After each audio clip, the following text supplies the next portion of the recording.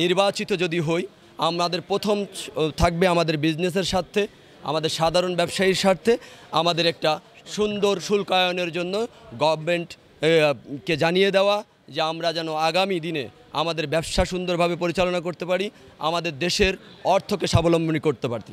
চশমা ব্যবসায়ীবৃন্দ সকলের ঐক্যমতে আমরা একটা প্ল্যাটফর্মে আসতে পেরেছি। আমরা দীর্ঘ 43 বছরের সিলেকশন কমিটি ছিল, আমরা এই সিলেকশন কমিটি থেকে বের হয়ে ইলেকশনে আসতে পারছি। এইটা আমি সকল চশমা ব্যবসায়ী বিজয়।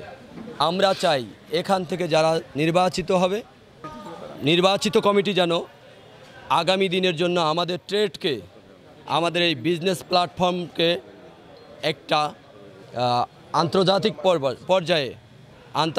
পর্যায়ে পরিচিতি করতে পারে। এবং আমাদের যেটা সবচেয়ে বড় প্রবলেম, আমাদের এটা মেডিকেটেড আইটেম, আমাদের এটা মেডিকেল আইটেমের সাথে যায়। আমরা খুব হতাশাগ্রস্ত আছি যেটা আমরা শুল্কায়নের জন্য আমরা এনবিআর বলেন, আমরা কাস্টমস বলেন, সেখানে আমরা খুবই হতাশাগ্রস্ত আছি। আমরা মাল ইম্পোর্ট করতে পারছি না, আমাদের ব্যবসায়ীরা খুবই ক্ষতিগ্রস্ত। যেহেতু সিলেকশন কমিটি ছিল, এই কমিটিগুলা কখনো এটা নিয়ে চিন্তা করেনি।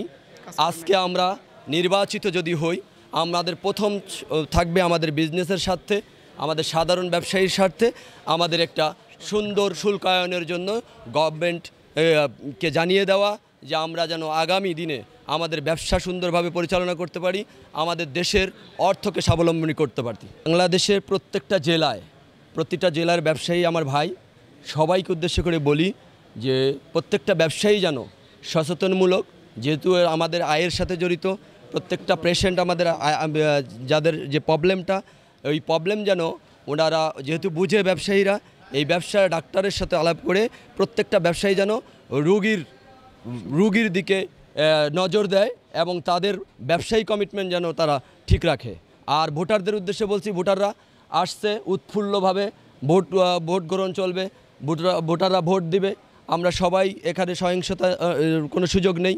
আমরা যেহেতু সবাই এক, সবাই ভাই, জয়ী সবাই হবে না। আমরা 43 জন রেস করতেছি, রেসে 43 জন জয়ী হবে না, রেসে জয়ী হবে 21 জন, কিন্তু আমরা জয়ী 43 জনই, যেহেতু আমরা সিলেকশন থেকে বেরোয় ইলেকশনে আসতে পারছি। Thank you.